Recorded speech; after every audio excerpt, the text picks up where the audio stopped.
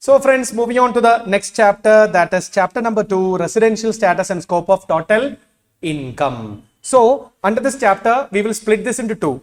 Number 1, determination of residency status of different persons. Number 2, how to determine the scope of total income of different persons. So without wasting time, let's get started in determination of residential status. So residential status and scope of total income. Under that, we will start with the residential status of individuals first. So we can say residential status of individuals. So let's understand how to determine the residential status of individuals. As you all know, determination of residential status of individuals is based on what? His number of days of stay in India. Yes or no? If a person is staying in India for 182 days or more, then that person will be treated as a resident in India. If this condition is not satisfied, then we have an alternate condition. And what is that alternate condition? Department. Say, if you are staying in India for relevant previous year for 60 days or more, and you are staying for 365 days or more in immediately for preceding previous years. If both are satisfied, then also you will be treated as a resident. I'll call it as first basic condition and second basic condition. What is the first basic condition? 182 days or more stay in relevant previous year. What do you mean by relevant previous year? The previous year in which you are checking residential status. If that year you have stayed in India for 182 days or more, at that moment itself you will become a resident. There is nothing more to check. Or if you are not staying in India for 182 days or more in the relevant PY, then there is an alternate condition. What do you mean by alternate condition? So alternate condition simply means either you have to satisfy the first one or you have to satisfy the second one. And what is the second one? In the relevant PY you have to stay in India for 60 days or more. Plus in immediately for preceding previous year you have to stay in India for 365 days or more. Altogether 365 days or more in aggregate. Then also you will be treated as a resident in India. So let's name it as first basic condition and second basic condition. Now, what do you mean by days of stay in India? So department say when you count days of stay, both the date of arrival and date of departure have to be counted as if you are in India. Both the date of arrival and date of departure have to be counted as if you are in India. I came to India at 11:30 night. Alright, today 11:30 night I reached India. Then only half an hour more for one day. I have to treat that half an hour as a single day. Are you all with me? I left India at 2 a.m. in the morning. I left India 2 a.m. in the morning. I stayed in India for how many hours? 2 hours. That have to be counted as one day. That check-in time and check-out time should be the criteria for counting the number of days. Now listen. And department also say the second basic condition is not applicable for certain persons. For the following persons, the second basic condition is not applicable. That also say for certain persons which we are about to discuss, there is only one condition for determining residential status, and you tell me what is that condition? 182 days or stay in India. Are you all with me? For the following persons which we are about to discuss, the second basic condition is not applicable. So let's understand for who all this condition is not applicable. So let's say for the following persons, second basic condition not applicable. Second basic condition is not applicable for the following persons. So let's understand for which all are the persons where second basic condition is not applicable. So number 1, they say if you are a person, that means you are an Indian citizen who lives outside India for the purpose of your employment, or you are an Indian citizen, you lives outside India as a crew member of an Indian ship. So I'll write it here. An Indian citizen leaves India during PY. Number 1, for employment purpose. for employment purpose, or number 2, as a crew member of an Indian ship. So you tell me, who is Indian citizens? Who can be called as an Indian citizen? So the word citizenship is not defined in Income Tax Act. It simply means, say you are a person having citizenship, having a valid ID card, having a voting right in India, can be called as a person, can be called as an Indian citizen. Now, if you are an Indian citizen and you are leaving India for the purpose of employment, what do you mean by for the purpose of employment? You are on a job hunt. You are on a job hunt. You are going abroad this year. For this year, you need to take only 182 days as the condition for determining residential status. We don't have to check that 60 plus 365 day condition. Are you all listening? Now, or you are leaving India as a crew member of an Indian ship. What do you mean by crew member of an Indian ship? You are one of the official employee of a particular ship, Indian ship, who is going abroad. If you are a crew member also, we'll count that 60 plus 365. For you also, determining residential status, 182 days or more condition will be considered. Are you all listening? And there is one more exception. Exception number 2. Say you are an Indian citizen or Indian origin. Indian citizen or Indian origin who residing outside India. Residing outside India. Comes on a visit to India.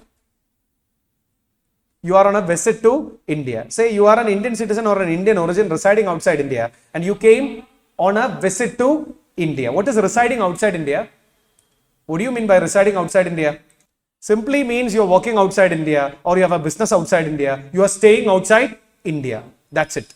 Now, comes on a visit to India. Say for example, our relatives who are actually working in Dubai or Canada, New Zealand, Germany, etc. comes on a visit to India for celebrating Onam, Vishu, Christmas, whatever it is. Are you all with me? Now, when they are on a visit, for them also, while determining residential status, you don't need to consider 60 plus 365. For them also, for determining residential status, there is only one condition. Which is that condition? 182 days or more. By the way, what is this Indian origin? What do you mean by Indian origin? If your ancestors, that means your father or grandfather, if he or she is a part of undivided India, you will be treated as an Indian origin. For example, Kamala Harris, then Rishi Sunak, etc. are Indian origins. Are you all listening? Yes. So Indian origin means your maternal or paternal ancestors. Maternal father's mother or mother's mother, both are fine. Alright. If they are Indians, then you will be treated as an Indian origin. Now listen friends. Now listen. So for these two persons, what 60 plus 365 is not there in Income Tax Act. For these two persons, it is only 182 days or more stay in India for determining residential status. And department also say one more thing. For this person, that means if you are an Indian origin or Indian citizen residing outside India, comes on a visit to India, if you are in that category and your Indian sources income,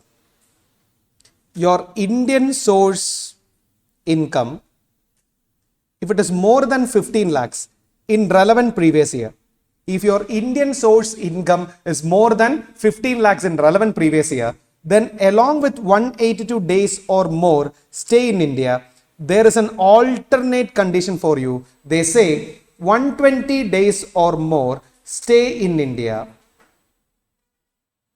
in relevant previous year plus 365 days or more stay in India in immediately 4 preceding previous years. Due to that also, you will become a resident in India. So listen. So what they are saying is, say you are a person who is an Indian origin or an Indian citizen currently residing outside India. Once in a while you visit India for some purposes. And your income from Indian sources is more than 15 lakhs. If all these conditions are satisfied, then for determining residency status, there are 2 conditions. Which all are the conditions? Either 182 days or more stay in India. That is applicable for everyone. or 120 plus 365. 60 plus 365 is not applicable for you. Are you all listening? Alright, so that's what they say. And if your Indian sources income is less than 15 lakhs, less than or equal to 15 lakhs, then for determining residential status, there is only one condition. You tell me which is that condition? 182 days or more. Being an Indian origin or Indian citizen residing outside India. 60 plus 365 is anyways not applicable for you. For you, only there one condition is there, that is 182 days or more. But if your Indian sources income in the relevant PY is more than 15 lakhs, then along with that, there is one more additional condition, that is 120 plus 365. I hope it is clear. Now let me ask you one thing. What is this Indian source income? Indian source income, you tell me. So, Indian source income here normally means Indian source income means what? Income accrued in India or first received in India. First received in India. And department also says one more thing. While determining residential status, to check whether your Indian sources is more than 15 lakhs, one more item have to be treated as Indian source income. What is that extra item? They say income accrued outside India due to business controlled from India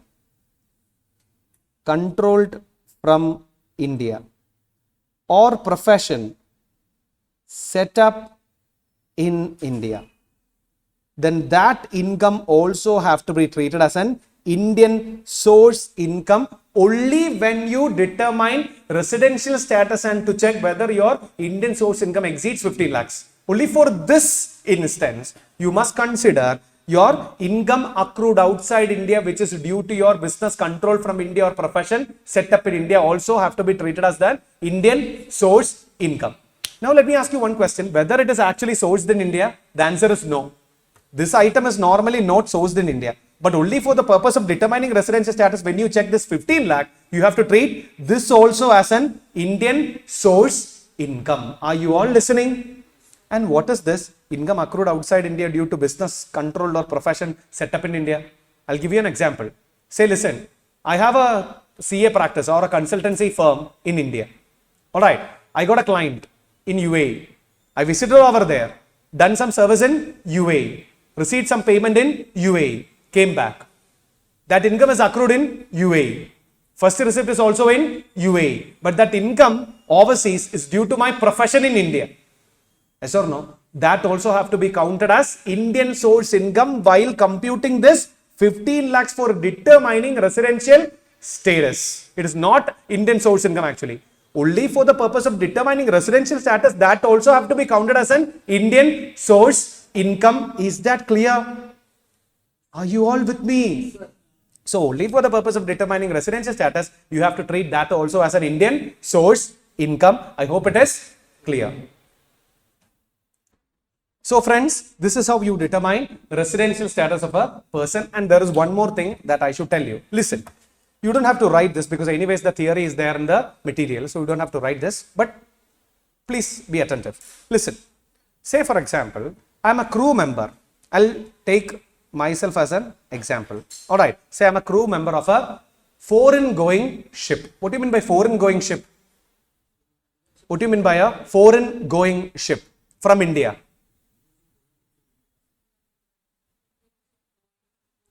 Crew member of a foreign going ship. It simply means a ship which starts its journey from Indian port, goes overseas, maybe I'll come back after some months or something. Are you all with me? A foreign voyage going ship. Foreign going ship simply means a ship that starts from India, going abroad and coming back. Now listen, I'm a crew member of a foreign going ship. Now listen, say on 1st April 2022, I officially entered the ship. I officially entered a particular ship. Assume it as a ship, okay? I will write it as ship.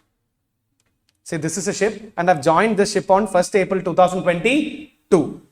But the ship, we require customs clearance to go out of India? Hope you know. We have to take the permission from the customs commissioner. We have to only after getting the approval, you are supposed to take your ship outside India. So we got customs approval on say 31st August. 31st August 2022, the ship went out of Indian port. Are you all listening? So it completed its voyage and came back. The ship completed its voyage and came back on 1st January 2023. It came back and entered, reached Indian port, entered Indian port on which date? 1st January 2023.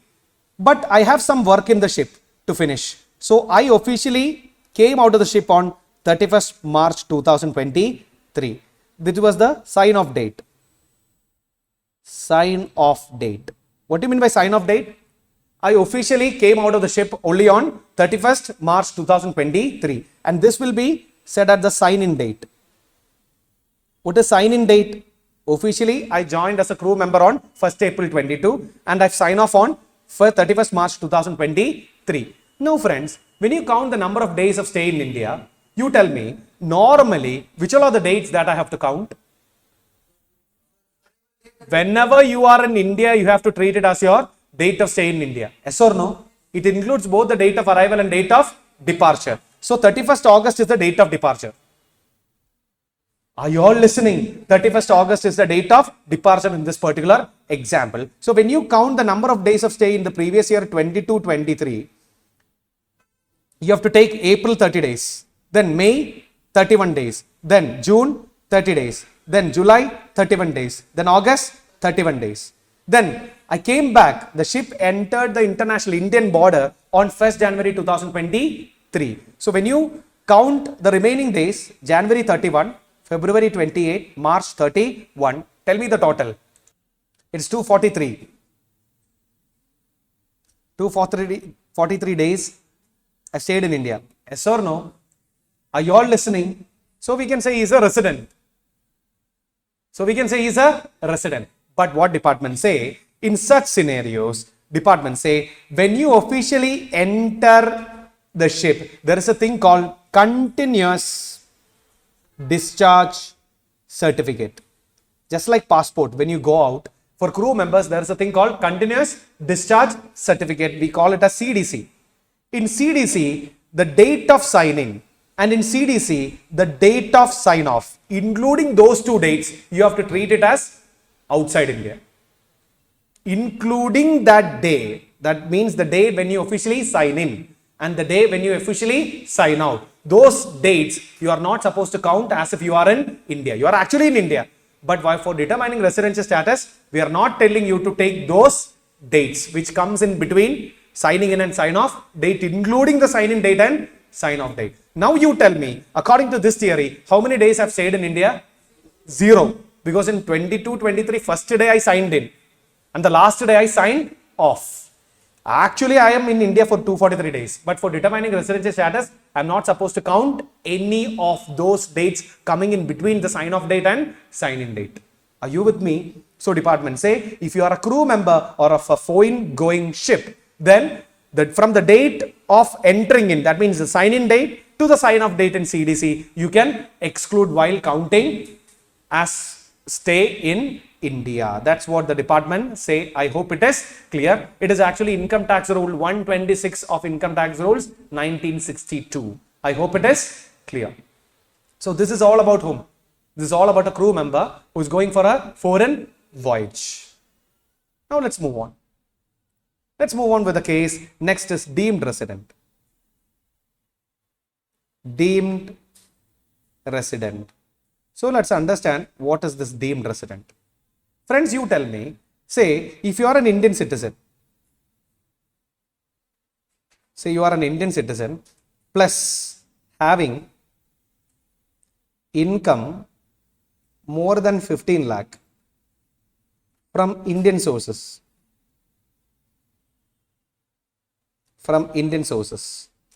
plus not paying taxes anywhere in the world due to residential status. Say for example, you are an Indian citizen having more than 15 lakhs income from Indian sources and you are keep on traveling.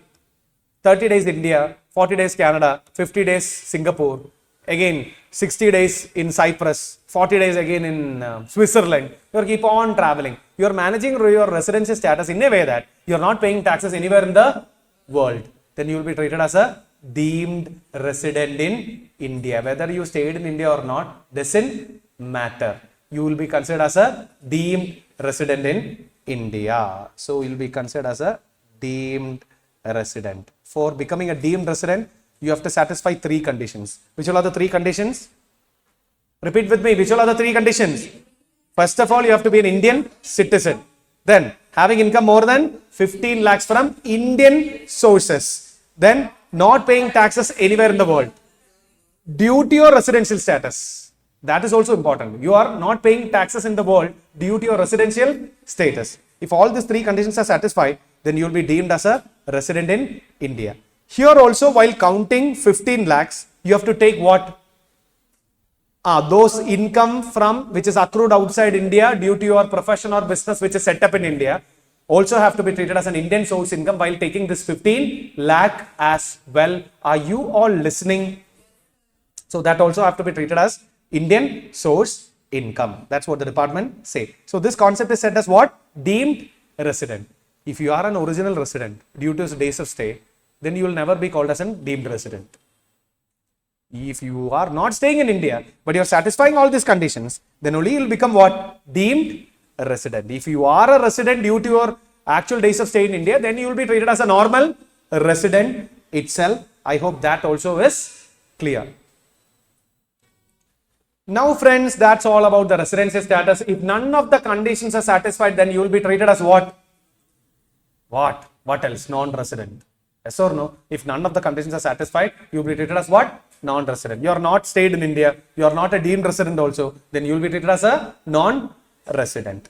Now friends, there is one more thing. If you are a resident, then there are certain extensions. What is that? Ordinary resident or not ordinary resident. Once you have become a resident in India, then you have to be categorized into a resident but not ordinary resident. We will call it as RNOR. Resident but not ordinary resident. And there is one more thing called ROR. That is said to be what? Ordinary resident. You tell me who is an ordinary resident. So friends, we were saying who is an ordinary resident means full time in India. You live in India. You born in India or you die in India, doesn't matter. You are a full-time resident. Last year resident, past year resident, past 10-year resident, ordinary, local. That is the best word to use. Are you with me? Then you tell me who is RNOR. Normally you are not a resident, but this year something happened and you become a resident.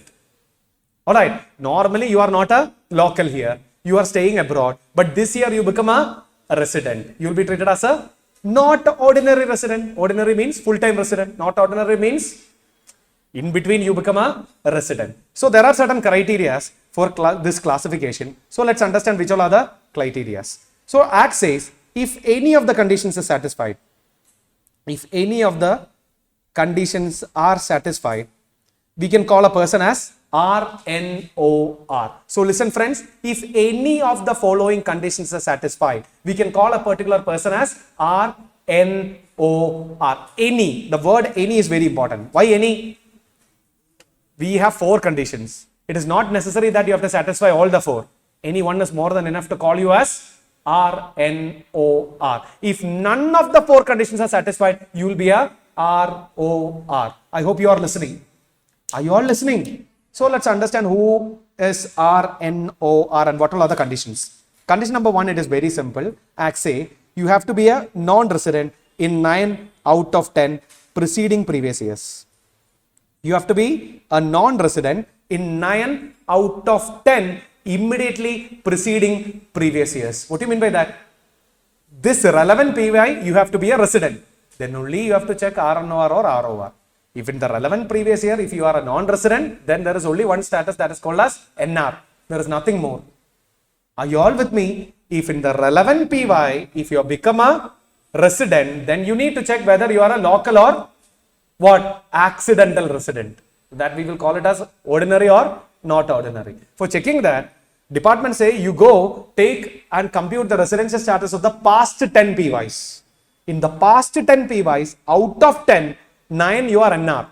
That simply means you are an accidental resident this year. So we will call you as what? RNOR. Resident but not ordinary resident. Are you all listening? If it is not satisfied, then the second condition they say, you take the total number of days of stay in past 7 preceding previous year. If that is 729 days or less, in past 7 preceding previous year, you stay in India for 729 days or less, you will be treated as again RNOR. So how much is 365 into 7? Can you just help me in that computation? How much is 365 into 7? It will be around 2500 something will come. 2555 out of 2555 days. You are staying in India for 729 days or less. It is less than half. You will be treated as what? Not ordinary resident. Are you all with me? So the second condition they say you stayed in India for 729 days or less in past 7 previous years. You will be treated as a RNOR. That means out of that 2555, you are staying in India for 729 or less. Then you are not a ordinary resident. You are not ordinary resident. I hope it is clear. So 2 things. Which all are the 2 things? Number 1, 9 out of 10 you have to be NR. Number 2, 7 preceding previous year in aggregate 729 or less. There is number 3. You become resident due to that 120 plus 365 day condition. You will be treated as RNOR. If you become resident in the relevant PY due to 120 plus 365 day condition, you will be treated as an RNOR. You tell me, what is that 120 plus 365 day condition?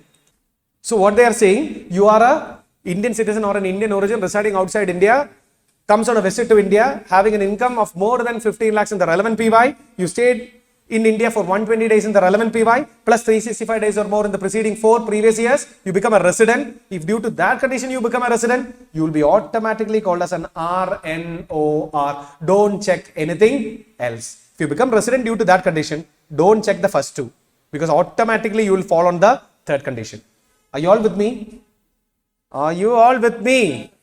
Fourth condition is also very simple. If you are a deemed resident, if you are a deemed resident also, you will be considered as an RNOR. If you are a deemed resident also, you will be considered as a resident but not ordinary resident. Who is a deemed resident?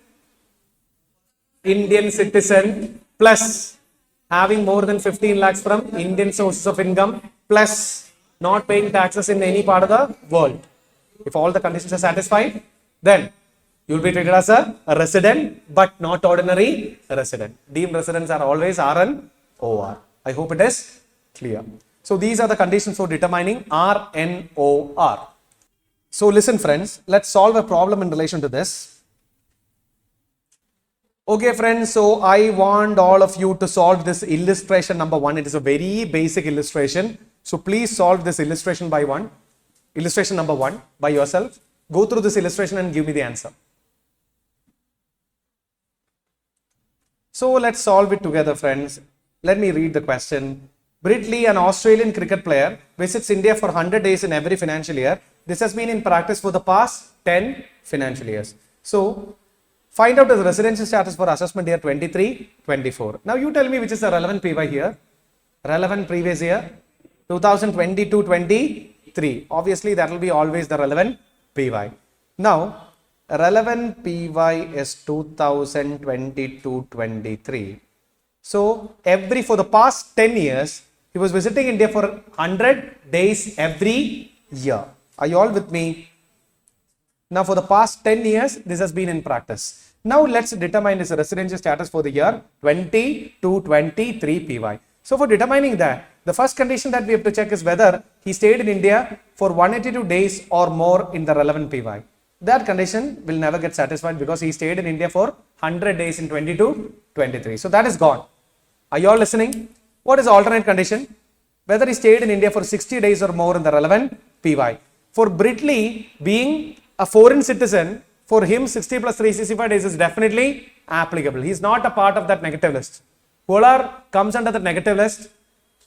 Indian citizen either leaves India for the purpose of employment or as a Indian ship crew member, or Indian citizen or Indian origin residing outside India comes on a visit to India. Only for these two category persons, 60 plus 365 is not applicable. For all others, 60 plus 365 is definitely applicable. For 60 is applicable and he stayed in India for 100 days. So that is okay.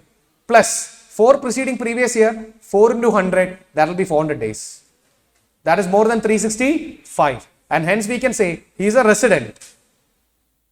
He is a resident. Once he is a resident, then we need to check whether he is a ROR or RNOR. The first condition that we have learned is out of the 10 preceding previous year, you have to become a NR in 9. Are you all with me? Which is the first preceding previous year? First preceding previous year, it is 21-22. First preceding previous year. In that year also he stayed in India for 100 days. Immediately 4 preceding previous year he stayed in India for 400 days. So in that year he is a resident. Are you with me? Then preceding year, that is 2020-21 also, he is a resident. Because that year he stayed in India for 100 days. Preceding 4 previous year he stayed in India for 400 days. Are you all with me? From this itself it is clear that 9 out of 10 is not going to satisfy. Because out of that, 2 he has already become a resident. Are you all listening? So from now onwards it is very much clear that 9 out of 10 is not going to satisfy. Then let's move on to the second condition. What is the second condition? 7 preceding previous year is days of stay in India should be 7 to 9 or less. That will get satisfied because 7 into 100 is 700. That is less than 729. So we can say he's a resident but not ordinary resident in the year 22-23, and that is the answer to the question number 1 or question number A we can say. So question number A we can write is RNOR due to these factors. Now what is 2? Would your answer change if the above facts relate to Srinath, an Indian citizen who resides in Australia, represents Australian cricket team? If he is Srinath, he is an Indian citizen residing outside India, comes on a visit to India, then 60 plus 365 is not applicable. And hence we can say he is a non-resident. But there is one thing, if his Indian sources income is more than 15 lakh, along with 182 days, there is one more condition, 120 plus 365. That also will not get satisfied. Why? Because every year he is staying in India for 100 days only. Are you all with me? So in whatever permutation and combination, in B, he will become a NR. I hope it is clear. Moving on to the third one. What would be your answer if Srinath has visited India for 120 days instead of 100 days every year? But one thing, they are silent. They are not saying whether he has income more than 15 lakhs or not. So we have to assume. I am assuming he is having more than 15 lakhs in relevant PY. Then what will happen? His stay in India for 22-23 is 120 days.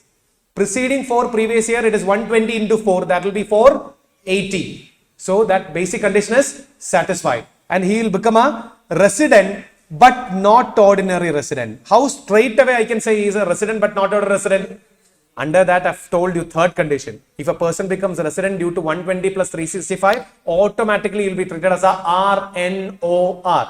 This answer is based on the assumption that he has more than 15 lakhs income in the relevant PY. If you are assuming otherwise, then his status is non-resident. If he does not have more than 15 lakhs in the relevant PY, for him to determine residency status, there is only one condition, and which is that condition? 182 days. If you are assuming otherwise, then the status is NR. If you are assuming like this, then the status is RNOR. I hope it is clear. Is that clear, friends? Simple question. That's why I've quickly analyzed it. To purchase recorded lectures and textbooks, visit our website www.cajoskurian.com.